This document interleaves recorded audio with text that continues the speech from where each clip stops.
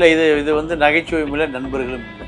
இது ரெண்டுமே பகை தான், நகைச்சுவை இல்லை, பகை தான். நீ ஒரு கெல்டு நீ ஒரு கெல்டு, ரெண்டு கெல்டும் சண்டை பிடிச்சிக்கதான். கலைஞர் கண்ணிலே விரல் விட்டு ஆடுறாரா, அப்போ ஸ்டாலினுக்கு உதயநிதிக்கு என்ன எந்த துரைமுருகன் மேல அவ்வளவு பயமா சிறப்பா அந்த கட்சியில இருக்க எல்லாருக்குமே? ஆமா, ரொம்ப சீனியர், நிறைய ரகசியங்கள் தெரியும்.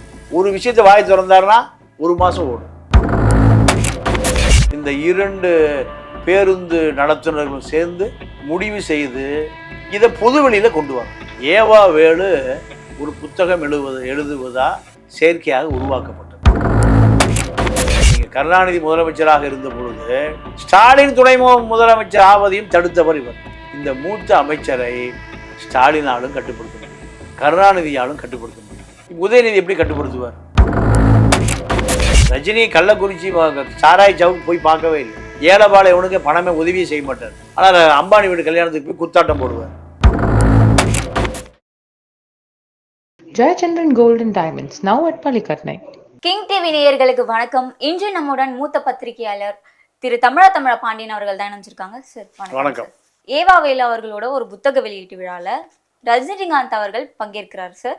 அதுல இந்த பழைய ஸ்டூடெண்ட்டை சமாளிக்கிறதா ரொம்ப கஷ்டம், ஆக்ட்ஸ் ஆஃப் யூ ஸ்டாலின் அப்படின்னு சொல்லியிருக்காரு. ஒரு பர்டிகுலரா துரைமுருகனை மட்டும் அப்படி சொன்னது நீங்க எப்படி பாக்குறீங்க? இல்லை, துரைமுருகன் தான் உதயநிதி ஸ்டாலின் துணை முதலமைச்சர் ஆவதற்கான தடைக்கல். ஏன்னா இப்போ முதலமைச்சர் வெளிநாடு போகிறாரு. வெளிநாடு போகிற பொழுது துணை முதலமைச்சருடைய கட்டுப்பாட்டில் அமைச்சரவையே வந்துடும். 34 அமைச்சர்களும் துணை முதலமைச்சருடைய கட்டுப்பாட்டுக்கு வந்துடுவாங்க. அப்போ துரைமுருகனும் அவர் கட்டுப்பாட்டுக்கு போயாகணும். இதுதான் துரைமுருகனை பொறுத்தவரை துணை முதலமைச்சர் ஆவதை தடுத்து கொண்டிருக்கக்கூடிய ஒரு நபர். இதனால் இவர் பதவி பிரமாணம் செய்யக்கூடிய அந்த நாள் தள்ளி போய்கொண்டே இருக்கு. இப்போ இதை நாசுக்கா எப்படி தொண்டர்களிடம் கொண்டு போய் சேர்ப்பது? இதற்காக ஏவா வேலு அவர் முன்னாள் நடத்துனர், பழைய கண்டக்டர், ரஜினியும் பழைய கண்டக்டர், இந்த இரண்டு பேருந்து நடத்துனர்களும் சேர்ந்து முடிவு செய்து இதை பொதுவெளியில் கொண்டு வரணும். திமுக தொண்டங்கிட்ட கொண்டு வரணும். பள்ளிக்கூடத்தில் பாஸ் ஆகிட்டாரு ஸ்டூடெண்ட், நல்ல ஸ்டூடெண்ட் தான், வகுப்பறையை காலி பண்ணணும், காலி பண்ண மாட்டேங்கிறாரு. இதுதான் ரஜினி சொல்கிறது. அதுவும் துரைமுருகன் ஒருத்தர் இருக்காரு, அவரு கருணாநிதியவே கண்ணில் விரல விட்டு ஆட்டினவர். அதனால இப்போ உங்களை ஆட்டிகிட்டு இருக்காரு. இதுதான் பின்னணியில் உள்ள செய்தி. முதலமைச்சர் ஆவதே நீங்கள் கருணாநிதி முதலமைச்சராக இருந்த பொழுது ஸ்டாலின் துணை முதலமைச்சர் ஆவதையும் தடுத்தவர் இவர். இவர் தான் இப்போ அமைச்சரவையில் மூத்த அமைச்சர். ஆனால் இந்த மூத்த அமைச்சரை ஸ்டாலினாலும் கட்டுப்படுத்த முடியல, கருணாநிதியாலும் கட்டுப்படுத்த முடியல. உதயநிதி எப்படி கட்டுப்படுத்துவார்? ஆனால் உதயநிதியினுடைய கட்டுப்பாட்டில் அமைச்சரவையை உடனே கொண்டு வந்து ஆகணும். அமைச்சரவை உதயநிதி கட்டுப்பாடு வந்தால் தான் அடுத்த தேர்தலை சந்திக்கணும். இவ்வளவு பிரச்சனை இருக்குது. ஆனால் துரைமுருகன் இதுக்கு தடை, செயற்கையாக தடை பண்ணிகிட்டே இருக்கார். அப்போ உதயநிதியோட ஒரு வாய்ஸா கூட ரஜினிகாந்த் பேசியிருக்காரு அப்படின்னு சொல்லலாம். இல்லை அப்படி உதயநிதியெல்லாம் ரஜினிகிட்ட போய் சமாஜமாக பேச முடியாது. ஏவா வேலு ஒரு புத்தகம் எழுதுவதா செயற்கையாக உருவாக்கப்பட்டது. கருணாநிதி என்ற ஒரு தாய் இந்த புத்தகம், இதை ரஜினி வெளியிடுவது தான் அங்கதான் நிகழ்ச்சி. இந்த நிகழ்ச்சியில் அரசியல் பேசும்போது துரைமுருகனால தான் இவ்வளவு தடை ஏற்படுத்தப்படுது. இந்த செய்தியை பொதுவெளியில் சொல்லணும். யார் சொன்னாலும் அது போகாது. யார் சொன்னால் போகும்? ரஜினி சொன்னால் போகும். இதற்காகத்தான் அந்த நிகழ்ச்சி ஒருங்கிணைக்கப்பட்டது. இப்போ அந்த செய்தியை ரஜினி சொல்லிடுறாரு. துரைமுருகன் ஒருத்தர் இருக்கார, அவர் தான் இவ்வளவு இடையூறுக்கும் காரணம் சொல்லாமல் சொல்கிறார். கலைஞர் கண்ணிலே விரல் விட்டு ஆடுறாரா, அப்போ ஸ்டாலினுக்கு உதயநிதிக்கு என்ன எந்த இதுதான். இப்போ இந்த துரைமுருகனுடைய வரலாறு எடுத்து பார்த்தோம்னா, இந்த துரைமுருகன் நீங்கள் வேலூர் குப்பத்தில் ஒரு ஏழை விவசாயினுடைய மகன். இவர் சென்னை பச்சைப்ப கல்லூரியில் படிக்கிறார். படிக்கும்போது ஒரு பேச்சு போட்டியில் எம்ஜிஆர் தலைமை தாங்கிறார். அப்போ இந்த மாணவன் திராவிட இயக்கங்களை பற்றி, திராவிட அரசியலை பற்றி நிறைய புள்ளி விவரங்களோடு பேசுகிறார். பேச்சு போட்டியில் இவர் ஜெயிக்கிறார். அப்போது எம்ஜிஆர் உன்னிப்பாக பார்க்குற பொழுது அந்த கல்லூரி இளைஞனுடைய சட்டை கிழிஞ்சிருக்கு. அப்போது இவருடைய பெயர் முருகன். அப்புறம்தான் கூட துரை சேர்ந்துக்குது இந்த முருகன். அப்போ எம்ஜிஆர் என்ன பண்ணுறாரு, பரிசை கொடுத்துட்டு உங்கள் அப்பாவோடு என்னை வந்து பாருன்னு சொல்லிட்டு போயிடுறாரு. எம்ஜிஆரே சொல்லிட்டு போயிட்டாரு. அப்போ உனக்கு ஒரு பெரிய எதிர்காலம் இருக்குன்னு அவங்க அப்பாவை வர வச்சு அப்பா மகனும் எம்ஜிஆரை போய் பார்க்குறாங்க. பார்க்கும்போது எம்ஜிஆர் சொல்கிறாரு, உங்கள் மகனுக்கு நல்ல உடை கூட இல்லையே, அப்போ எப்படி இவனை கஷ்டப்பட்டு படிக்க வைக்கிறீங்க? என்னை இந்த வஸ்து நான் நிறுத்திட போகிறேன், 1 ஏக்கர் நிலம் இருக்குது, இதை வச்சு தான் விவசாயம் பண்ணி குடும்பத்தை காப்பாற்றிட்டுருக்கேன். எம்ஜிஆர் சொல்ல, இல்லை நான் படிக்க வைக்கிறேன். எம்ஜிஆர் அப்போ எம்ஜிஆர் கூப்பிட்டு, நீ ஒரு பெரிய நீங்கள் வழக்கறிஞராக வரணும், ஒரு பெரிய நீதிபதியாக வரணும், சுப்ரீம் கோர்ட் உச்ச நீதிமன்ற நீதிபதியாக வரணும், அதான் என்னுடைய ஆசை. நீ படித்து பட்டம் வாங்கி வழக்கறிஞராக பதிவு செய்து நீதிபதியாகி சுப்ரீம் கோர்ட் ஜட்ஜ் ஆகணும். அப்படி எம்ஜிஆரால் நீங்கள் உருவாக்கப்பட்டவர் தான் கற்பக விநாயகன் ஜட்ஜ். சினிமா நடிக்கணும்னு போகிறார் எம்ஜிஆர்கிட்ட. இல்லை நீ போய் வழக்கறிஞராகு. கற்பநாயகன் அவர் வந்து ஹைகோர்ட் ஜட்ஜாக ரிட்டையர்ட் ஆனார். இதே தான் துரைமுருகனுக்கு ஆலோசனை. துரைமுருகனை எம்ஜிஆர் தத்தெடுத்துக்கிறார். அவர் தான் படிக்க வைக்கிறார். அவர் தான் உடை சாப்பாடு எல்லாம் அவர் தான். ஒரு நாள் ஏவி ஸ்டுடியோவில் ஒரு ஷூட்டிங்காக போகிறார். அப்போது முருகன் வேஷம் போட்டு காக்கும் கரங்கள்னு படம், முருகன் வேஷம் போட்டு ஒரிஜினல் முருகன் அங்கே நடிக்க போகிறார் நம்ம துரைமுருகன். எம்ஜிஆர் ஓடி போய், உன்னை யார் வர சொன்னா கோடம்பாக்கம் ஸ்டுடியோ பக்கம், உன்னை நான் வழக்கறிஞராகி உச்ச நீதிமன்ற நீதிபதி ஆகணும்னு நான் விரும்புகிறேன். நீங்கள் வந்து வேஷம் போட்டுட்டு திரியிறிய, இந்த வேஷத்தை கலைச்சு உடனடியாக ஏவிஎம் மெய்யப்ப செட்டியார் வந்து, இப்போ எனக்கு வேறு ஆளே இல்லை முருகன் வேஷம் போடுறதுக்கு, இவருக்கு நீ கூட்டிகிட்டு போயிட்ட வேஷத்தை கலைச்சு, நான் இப்போ ஷூட்டிங்கெல்லாம் ரெடி ஆகி போச்சு, பல லட்ச ரூபா எனக்கு நட்டமாயிருங்கிறார். அப்போ தான் ஒரு ஓவிய கல்லூரி மாணவன் ஏவிஎம் ஸ்டுடியோவில் மாத சம்பளத்துக்கு துணை நடிகனாக இருக்கான், பழனிசாமி என்ற மாணவன். இந்த முருக வேஷத்தை கலைச்சி அவருக்கு போடுறாரு. யாருக்கு? பழனிசாமிக்கு. அந்த பழனிசாமி தான் இன்றைய நடிகர் சிவகுமார், சூர்யா கார்த்திகோடைய அப்பா. துரைமுருகன் அந்த வாய்ப்பு கொடுக்கல, சிவகுமார் கிடையாது. துரைமுருகனை ஸ்டுடியோ பக்கம் உன்னை எப்பவுமே நீ பார்க்கக்கூடாது. சினிமா ஆசைக்கு முற்றுப்புள்ளி வைத்தவர் எம்ஜிஆர். துரைமுருகனுடைய சினிமா ஆசைக்கு முற்றுப்புள்ளி வைத்தவர் எம்ஜிஆர். லா காலேஜ் முடித்த பிறகு இந்த இளைஞன் அரசியல்வாதியாக மாற வேண்டி என்ன பண்ணுறாரு, திமுக கருணாநிதி வீட்டுக்கு போய் செட்டில் ஆயிடுறாரு. கருணாநிதி கூட செட்டில் ஆயிடுறாரு. எம்ஜிஆரை மறந்து விடுகிறார்.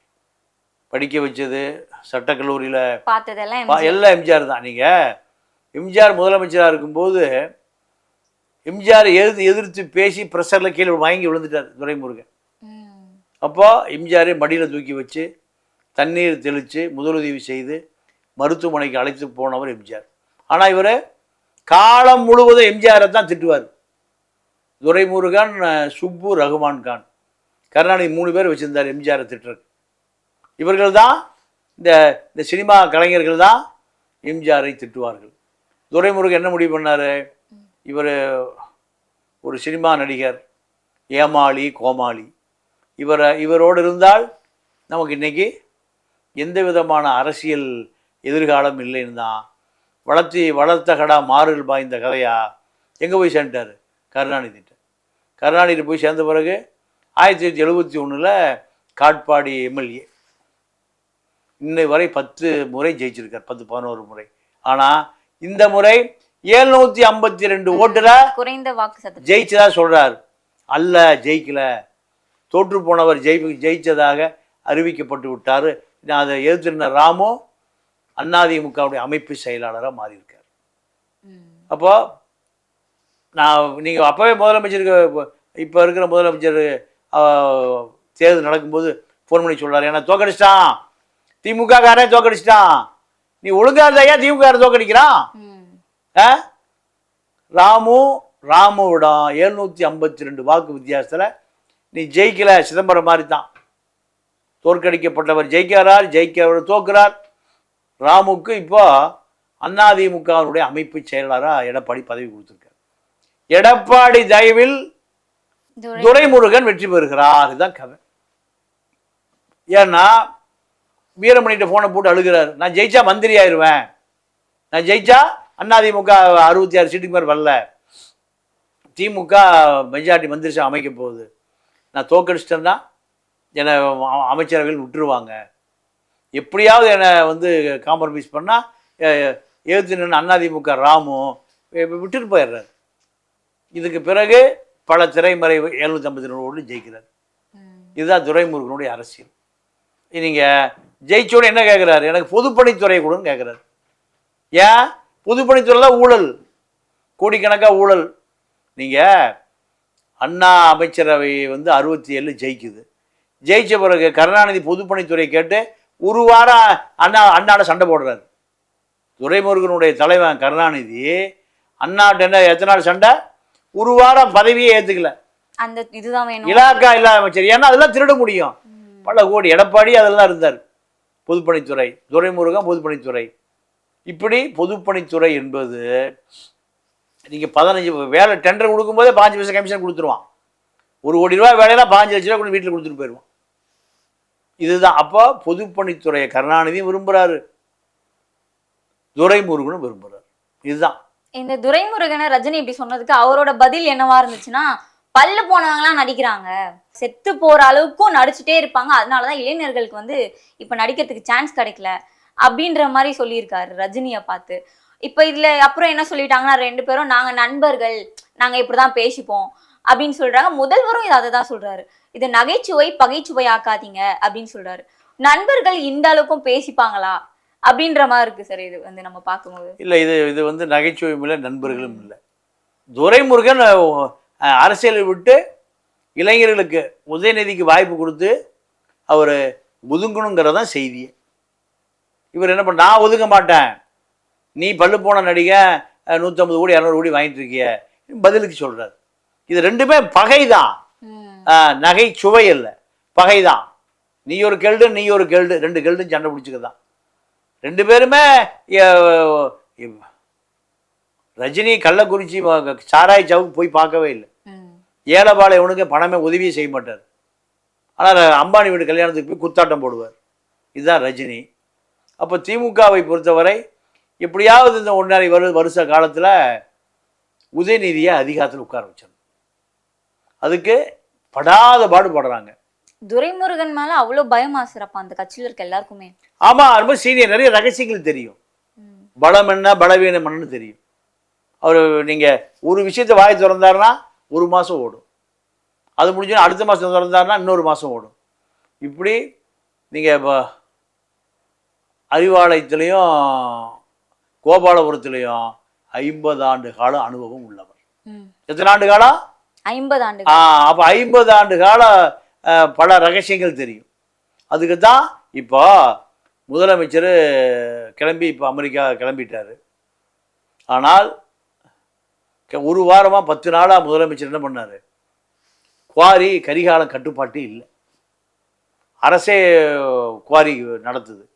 ஆனால் கிளம்பின உடனே கரிகாலனை உள்ளே இறக்கி இப்போது கரிகாலன் குவாரி நடத்துகிறான். இப்போ யார் முதலமைச்சர், துரைமுருகனா ஸ்டாலினா? இப்போ இவர் கட்டுப்பாடு வந்துருச்சு. அவர் முதலமைச்சர் நிறுத்தி வச்சதை இவர் ஸ்டார்ட் பண்ணுறாருன்னா அப்போ யார் முதலமைச்சர்? இதை தடுக்கக்கூடிய அதிகாரம் திமுகவுக்கு இல்லை.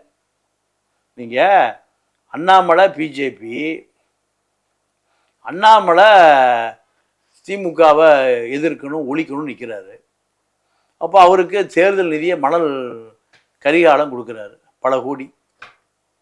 அப்போது திமுக அப்படி கூப்பிட்டு கேட்குது, எதுக்குய்யா எங்கள் இது வந்து மாநில அரசாங்கத்தில் இருக்கிற ஆற்றுல மண்ணு தடி விற்கிற பல ஆயிரம் கோடிக்கு, நீ எங்கள் கட்சியை ஒழிக்கணும் அழிக்கணுங்கிற அண்ணாமலைக்கு ஏன் தேர்தல் நிதி கொடுக்குற அப்படின்னு கேட்டால், உங்கள் கட்சி பொதுச் செயலாளர் தான் கொடுக்க சொன்னார், துரைமுருகன். அதனால தான் நான் கொடுத்தேன். யார் சொல்கிறா? கரிகாலன்னு சொல்கிறார். அப்போது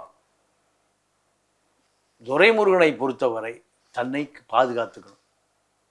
அண்ணாமலைக்கு பணம் கொடுக்கறதுனால தனக்கு ஐடி ரெய்டு வராது, என்ஃபோர்ஸ்மெண்ட் வராது. தமிழ்நாட்டோட முதல்வராலேயே அவர் கட்சியில இருக்க ஒரு அமைச்சரை வந்து இது பண்ண சமாளிக்க முடியல. அதுதான் உண்மை. அதுதான் ரஜினி சொன்னது. துரைமுருகன் ஒருத்தர் இருக்காரு, அவரை கருணாநிதி கண்ணிலே விரல விட்டு ஆட்டினாரு. இப்போ கருணாநிதி கண்ணிலேயே விரல விட்டு ஆட்டினவருக்கு நீங்க என்ன, அது என்ன செய்தி மறைஞ்சிருக்கு? ஸ்டாலின் உதயநிதி ஒரு பொருட்டே அல்ல. ஸ்டாலின் கருணாநிதியும் சாரி உதயநிதியும் பொருட்டே அல்ல, இதான் செய்தி. அப்போ மணல் நீங்க அவருக்கு எந்த போர்ட்போலியோவும் கொடுக்கல. மணல் நீர்ப்பாசனத்துறை கொடுத்துருக்கு. எதுக்கு? மணலில் மட்டும் பல ஆயிரம் கோடி வருது. அதாவது 60-40 60% நீங்கள் திருடிக்கிங்க, 40% பார்ட்டி ஃபண்டு கொடுங்கன்னு சொல்கிறாரு முதலமைச்சர். இப்போ அந்த 40% வரல, மொத்தமாக சுவாகா. மொத்தமாக அவரை கேட்கவே முடியல. சரி கேட்காம எடுத்துக்கியா, எல்லாத்தையும் எடுத்துக்க. உதயநிதியாவது எப்படியாவது நீங்கள் துணை முதலமைச்சர் ஆக்கலான்னா இதை கொஞ்சம் நிறுத்தி வைங்க, பேர் கெட்டு போயிடும். கடுமையாக எதிர்ப்பை பதிவு செய்கிறார். ஏன் அவர் மீறி இப்போ செஞ்சால் அவர் கண்டிப்பாக எதிர்வினை ஆற்றுவார்னு திமுக. உதயநிதி துணை முதலமைச்சர் ஆனால் இவருக்கு என்ன சார் கெடுதல் வரும்? அவர் கட்டுப்பாட்டில் போயிருமில்ல, உதயநிதி கட்டுப்பாட்டில் போயிடும். ஒரு மூத்த அமைச்சர் போய் உதயநிதியில கேட்பாரா? கேட்க மாட்டார். மகனுடைய வயசு பேர வயசு இருக்கு, அவருக்கு 50 வயசு. அவர் மக சுதீர் ஆனந்துக்கு 50 வயசு இருக்கும். தன்னுடைய மகன்கிட்ட போய் கேட்டு கேட்டு செய்வாரா? இதுதான். அப்போ ஈகோ. யார் பெரியவன்? நீ பெரியவனா நான் பெரியவனா? பார்க்கல முடியாது. சீட்டு கொடுக்கலன்னா அவர் தோத்து போயிடுவார், அவ்வளோதான். அது வேலூர்லேயே காட்பாடியிலேயே இருக்க வேண்டியதுதான், பண்ண வீட்டில் காற்று வாங்கிட்டு இருக்க வேண்டியது. ஆனால் திமுக அவரை இழக்க விரும்பலை. அதனால தான் இப்போ இவருக்கு இவ்வளோ பெரிய முக்கியத்துவம். இது நீண்ட நாள் நடக்காது. நீண்ட நாள் நடக்காது. ஒரு பெரிய அரசியலில் யாருக்கும் ஒரு சறுக்கல் வரும். அந்த சறுக்கல்ல துரைமுருகன் சறுக்குவாரா தப்பிப்பாரா என்பதை பொறுத்திருந்து தான் பார்க்கணும். இப்போ தொடர்ந்து உதயநிதி பல மேடைகள் என்ன சொல்றாருன்னா, இளைஞர்களுக்கு வழிவிடுங்க, மூத்தவங்க கொஞ்சம் ஒதுங்கிக்கோங்க, இளைஞர்களுக்கு வழிவிடுங்க அப்படின்றாங்க. இது வந்து நம்ம காமராஜரோட கே பிளான் திட்டத்தை அப்படின்னு நமக்கு வந்து ஞாபகப்படுத்துது. அந்த ஒரு பிளானை தான் வந்து இப்போ உதயநிதி வந்து ஃபாலோ பண்ணணும்னு நினைக்கிறாரா? இல்லை, அதுக்கு மூத்த அமைச்சர்கள் வழி விடவே மாட்டேங்கிறாங்களே. அவங்க ஒரு தடையா பெரும். அப்போ இது வழிவிட வேண்டியது மூத்த அமைச்சர்கள் தான், உதயநிதி அல்ல. உதயநிதி விரும்புகிறாரு, ஆனால் வழிவிட வேண்டியவர்கள் யாரு? காமராஜுகள், துரைமுருகன், ஐ பெரியசாமி, மூர்த்தி, இவங்க தான் வழிவிடணும். ஆனால் அவங்க அதை பற்றி எந்த பதிலும் இல்லை. அப்போது இவர்கள் இதை சொல்லிக்கொண்டே இருக்க வேண்டியதுதான், அவர்கள் அதை சொல்லிக்கொண்டே இருக்க வேண்டியதுதான். விளைவு என்பது தேர்தல் முடிவு தான் விளைவுகளை ஏற்படுத்தும். இப்போ முதல்வர் அவர்கள் வெளிநாடு பயணம் மேற்கொண்டிருக்கார் சார், இது இப்போ தேவைதானா? எதுக்கு இந்த வெளிநாடு பயணம்? முதலமைச்சர் வெளிநாடு போவது அவருடைய உடல்நிலை பரிசோதிப்பு, வெளிநாட்டு முதல்ல இருக்க போறாரு, இது தேவைதானே? இது முதலமைச்சருக்கு உள்ள பணிகள் இதுவும் ஒரு பணி. அப்போ அவர் அந்த பணியை செய்தானே செய்வார். முதலமைச்சரை கட்டுப்படுத்தக்கூடிய ஆள் யார் இருக்கா? யாரும் இல்லை. இந்த நாட்டுக்காக முதலமைச்சராக மக்கள் தேர்ந்தெடுத்திருக்காங்க. அதனால் அவருக்கு உண்டான பணியில் இதுவும் ஒரு பணி. அவ்வளோ. இப்போ ஒரு பக்கம் முதல்வர் அவர்கள் USA போகிறாங்கன்னா, இன்னொரு பக்கம் பிஜேபி தலைவர் அண்ணாமலை வந்து லண்டன் போய் நான் படிக்க போகிறேன், இன்டர்நேஷ்னல் பாலிடிக்ஸ் படிக்க போகிறேன் அப்படின்றாரு. அதை படிச்சுட்டு வந்தால் மட்டும் பிஜேபி எல்லாத்துலேயும் ஜெயிச்சிருமா? தமிழ்நாட்டில் வர எல்லா எலெக்ஷன்லையும் ஜெயிக்க முடியுமா? அண்ணாமலை சர்வதேச அரசியலை அங்கே படிக்க போகிற காலேஜ் பேராசிரியர்களுக்கே சொல்லி கொடுப்பார். அப்புறம் இவர் எதுக்கு அங்கே போகிறாரு? பிஜேபிக்குள்ள இவருடைய தலைமையை விரும்பலை பிஜேபி. இவர் மீது கடுமையான கோபம் இருக்கு. அதிமுக கூட்டணியை முறித்தவர் அண்ணாமலை. அதிமுக கூட்டணி பிரிவாரியான வாக்க ஒரு குறைந்த ஒரு 15 நாடாளுமன்ற வேட்பாளர்கள் வெற்றி பெற்றிருந்தா மோடிக்கு ஆந்திரா நாயுடுகிட்டையும் பீகார் நிதிஷ்குமார்ட்டையும் கையேந்த வேண்டிய நிலைமை இல்லை. அதை கெடுத்தவர் அண்ணாமலை. அந்த கோபம் அண்ணாமலை மீது மோடிக்கு இருக்கு, அமித்ஷாவுக்கு இருக்கு, அத்தனை பேருக்கு இருக்கு. அதனால இவரை மாநில தலைவர் பதவியிலிருந்து இவரை விடுவிக்கக்கூடிய லெட்டரை வாங்கி வச்சுட்டாங்க டெல்லியில். நீங்கள் லண்டன் போனாலும் சரி, ஆப்பிரிக்கா போனாலும் சரி, பாஜகவுக்கும் அண்ணாமலைக்கும் தொடர்புகள் துண்டிக்கப்பட்டு விட்டது. அதனால தான் ஒரு எந்த மாநில தலைவர் பதவியில் இருக்கும்போது 3 மாதம் வெளிநாடுகளில் போக மாட்டாங்க, 3 மாதம் 6 மாதம். அப்போ அண்ணாமலையுடைய சேவை பிஜேபிக்கு தேவையில்லை. அண்ணாமலை மீது பல குற்றச்சாட்டுகள், சசிகலாவுக்கு பின்னணி, ஓபிஎஸ்க்கு பின்னணி, அதிமுக தினகரனுக்கு பின்னணி, எடப்பாடியோடு முற்றிலும் நீங்கள் கருத்து வேறுபாடு. இந்த கூட்டணி உடைஞ்சதுக்கு காரணமே அண்ணாமலை தான், எடப்பாடி சொல்கிறார். எடப்பாடியை சேர்த்து கொண்டு அரசியல் பண்ணக்கூடிய தகுதியை அண்ணாமலை இழந்து விட்டார். அதனால் பிஜேபி தலைமை ரொம்ப கோபமாக இருக்குது. அதனால தான் நீங்கள் ராஜினாமா கடிதத்தை வாங்கிட்டு அவருக்கு அனுமதி கொடுக்குறாங்க. அவர் இப்போ லண்டன் போகிறார். லண்டன் போய் படிக்க வேண்டியது, அதாவது கொஞ்ச நாள் ஓய்வு எடுக்க போகிறார், அவ்வளோதான். அப்போ ராஜினாமா பண்ணிட்டார் அவர். ராஜினாமா கடிதம்லாம் டெல்லியில் வாங்கி வச்சு தேர்தல் முடிவு வந்த பிறகு வாங்கி வச்சுட்டாங்க. அண்ணாமலையுடைய ராஜினாமா கடிதத்தை அவங்க அங்கே அப்போவே வாங்கி வச்சுட்டாங்க. வாங்கி வச்சுட்டு தான் இந்த லண்டன் போகிற அனுமதியை அப்போவே கொடுத்துட்டாங்க. இவர் போகலை எவ்வளோ நாளாக. உடனே போயிருந்தா அங்கே கடுமையான விமர்சனம் வந்திருக்கும். அதனால ஆற விட்டு இப்போ போகிறார். அதனால் அண்ணாமலையினுடைய பிஜேபி அரசியல் ஒரு முடிவுக்கு வந்து விட்டது, முற்று பெற்று விட்டது. இப்போ அண்ணாமலையை ரீப்ளேஸ் பண்ணுற மாதிரி அவர் இடத்துக்கு யார் சார் வருவா அடுத்து? நீங்கள் நயினார் நாகேந்திரன் பேசிகிட்டு இருக்காங்க. நயினார் நாகேந்திரன் பழைய அதிமுக முன்னாள் அமைச்சர். அவர் மீண்டும் வந்தார்னா அதிமுகவோட ஒரு இணக்கமான போக்கை ஏற்படுத்தி அதிமுக வர சட்டமன்ற தேர்தலையோ இல்லை உள்ளாட்சி தேர்தலையோ கூட்டணியை உறுதி செய்வார்னு பிஜேபி நம்புது. தமிழ்நாட்டினுடைய தென்பகுதியில் ஒரு மிகப்பெரிய முக்கோணத்தூர் சமூகத்தை சேர்ந்தவர், அந்த ஜாதி பலமும் உள்ளே வரும். பிஜேபி தென் தமிழ்நாட்டில் வளருவதற்கு ஒரு வாய்ப்பு இருக்குது. இப்படியெல்லாம் பல கணக்குகளை போட்டு தான் அண்ணாமலைக்கு பதிலாக நயினார் நாகேந்திரனை இப்போ தேர்தல் நின்று திருநெல்வேலியில் நின்று ஒரு பெரிய அளவு வாக்கு வங்கி வாங்கினார். அதனால் பிஜேபி நயினாரை தேர்வு செய்து வைத்திருக்கு. அண்ணாமலைக்கு பிறகு நயினார் மாநில தலைவராக அறிவிக்கப்படுவதற்கான வாய்ப்புகள் 100% இருக்குது. முதல்வர் அவர்கள் வெளிநாடு பயணம் மேற்கொள்றாரு அப்படின்ற ஒரு நியூஸ் வந்த உடனே அமைச்சரவை மாற்றம் பற்றி தான் எல்லாரோட பேசும் பொருளாக இருந்துச்சு. அப்போவே நம்ம வந்து முதல்வர் கிட்ட செய்தியாளர்கள் கேட்கும்போது அவர் என்ன சொன்னார், எனக்கே நியூஸ் வரலப்பா இதெல்லாம் அப்படின்னு சொல்லியிருந்தாரு. ஆனால் ஆகஸ்ட் 22ஆம் தேதி விஜய் ஃபிளாக் அறிமுகப்படுத்தும் போது இன்னைக்கு கண்டிப்பா அமைச்சரவை மாற்றம் குறித்து வரும், நியூஸ் வரும் அப்படின்னு சொல்லியிருந்தாங்க.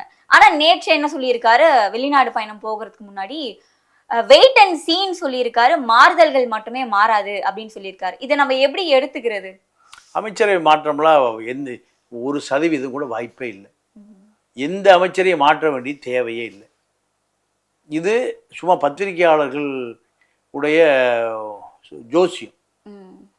மந்திரி சபை மாற்றம் என்பது இரவோடு இரவாக ஜெயலலிதா இருக்கிற காலத்தில் ஆளுநர் மாளிகைக்கு போயிடும் லிஸ்ட்டு. இப்போ எப்போ இது முற்றிலும் தவறான ஒரு அனுமானம். இதுக்கெல்லாம் 100% ஒவ்வொரு மாவட்டத்திலையும் ஒவ்வொரு அமைச்சர்கள் முதலமைச்சரை போல செயல்படுறாங்க. இவர்களை மாற்றிட்டு வேறு ஒரு அமைச்சரை கண்டுபிடிப்பதே பெரிய கஷ்டம். திருச்சியில் நேருவை மாற்றிட்டு இன்னொரு நேருவை கண்டுபிடிப்பதற்கு திமுகவுக்கு வாய்ப்பே இல்லை. ஒரு ஐப்பெரியசாமியை திண்டுக்கல்ல மாற்றி இன்னொரு ஐப்பெரியசாமியை உருவாக்கவே முடியாது. இப்படி தான் 35 அமைச்சர்களும் 35 முதலமைச்சர்களாக திமுகவோட பணியாற்றுறாங்க. அதனால் இவர்கள் மாற்றுவது என்பது ஏதோ வழிபோக்கனுடைய உளறல். இது வாய்ப்பே இல்லை, 100% வாய்ப்பே இல்லை. முதல்வர் வந்து 18 நாள் பயணம் அப்படின்னு சொல்லியிருக்காரு. அந்த பயணத்தோட முக்கியத்துவங்கள் என்ன சார்? அங்கே போய் என்ன இல்லைம்மா, அவருக்கு மருத்துவ பரிசோதனை, தொழில் முதலீட்டு பெரும் முதலாளிகளை சந்திக்கிறார். பிரசலீஸ் வந்த பிறகு தான் தெரியும் யார் சந்திச்சாருங்கிறது. முதலமைச்சர் அலுவலகம் பத்திரிகை செய்தியை வெளியிட்ட பிறகு தான் ஊர்ஜிதப்படுத்த முடியுமே தவிர இது முதலமைச்சருடைய பயணம் என்பது 18 நாட்கள். அவருக்கு இங்கே சொந்த பயணமாகவும் இருக்கலாம், அரசு முறை பயணமாகவும் இருக்கலாம். இதெல்லாம் பத்திரிகையாளர்களுக்கு முதலமைச்சர் அலுவலகம் கொடுத்த குறிப்பை வச்சு தான் முடிவு பண்ண முடியும். அதுவரை பொறுத்திருந்து ஆகணும். இதுக்கு முன்னாடி கூட ஸ்டாலின் அவர்கள் வந்து சுற்றுப்பயணம் சென்றிருக்காங்க வெளிநாடுகள்ல. அங்கெல்லாம் என்னென்ன முதலீடுகள் ஈட்டிட்டு வந்தாங்க சார்? இங்கே பல தமிழர்கள் பல பெரிய தொழில்கள் இருக்காங்க. அவர்களுக்கு களம் வந்து தமிழ்நாடு தான். அது எல்லாமே வந்து நிறைய பெங்களூரில் ஐடி நிறுவனங்கள் இருக்குது. அதே போல் தமிழ்நாட்டில் மிகப்பெரிய ஐடி நிறுவனங்களை நீங்கள் பின்னால் அவங்க ஒரு பேச்சுவார்த்தைக்கு ஒரு செய்தி குறித்து வச்சுருப்பாங்க. அவர்களோட துறை செயலாளர்கள் போகிறாங்க, தலைமைச் செயலாளர் அந்தஸ்தில் கூடிய முதலமைச்சர் அலுவலக அதிகாரிகள் போகிறாங்க. இதெல்லாம் அவர் திரும்பி வந்த பிறகு தான் எத்தனை ஆயிரம் கோடி முதலீடுகள் வருவதாக ஒப்புதல் அளிக்கப்பட்டது, புரிந்துணர்வு ஒப்பந்தம் எத்தனை பேர்கிட்ட போடப்பட்டது என்பதெல்லாம் முடிந்து வந்த பிறகு தான் தெரியும். இதற்கு முன்னாடி ஏதாவது ஒப்பந்தங்கள் நிறைய பல இன்னைக்கு இருக்கிற ஐடி கம்பெனி பூரா அப்படி வந்தது தானே. ஓகே சார், உங்க நேரத்தை செலவழிச்சு உங்க கருத்துக்களை பதிவு செஞ்சதுக்கு ரொம்ப நன்றி. நன்றி, வணக்கம். Jayachandran Gold and Diamonds, now at Palikatnai.